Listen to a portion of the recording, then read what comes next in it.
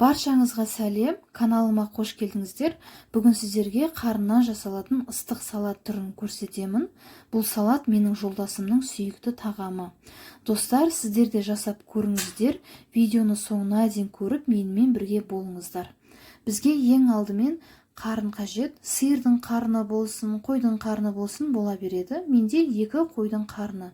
Жақсылап жуып, тазалап, суға пісіріп аламын. Қарын ұзақ піседі, достар.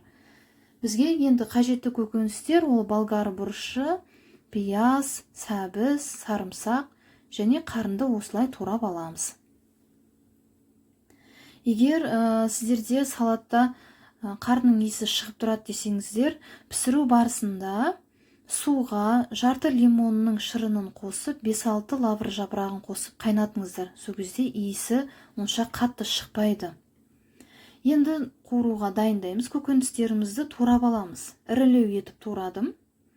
Өйткені біз қуырамыз. Қуырау барысында біздің көкөністеріміз езіліп кетуі мүмкін. Пісіп дайын болам дегенше. Сол үшін мен ірілеу етіп тураймын.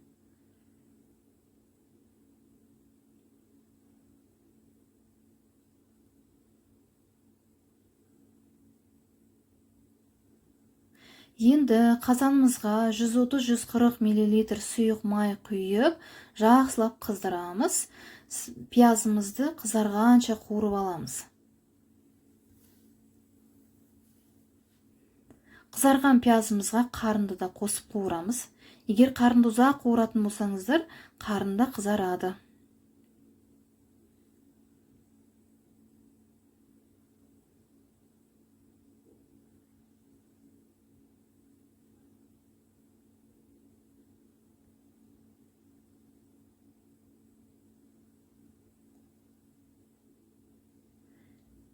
Енді сәбізді салып қуырамыз.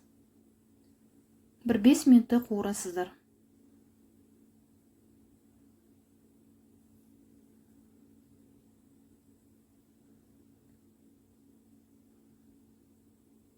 Болгар бұрышын салып, бір 2 минуттай қуырамыз. Ұзақ қуырудың қажеті жоқ, өйткені езіліп кетеді.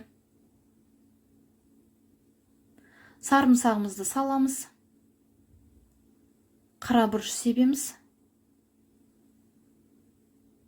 Және дәміне қарай тұз қосамыз.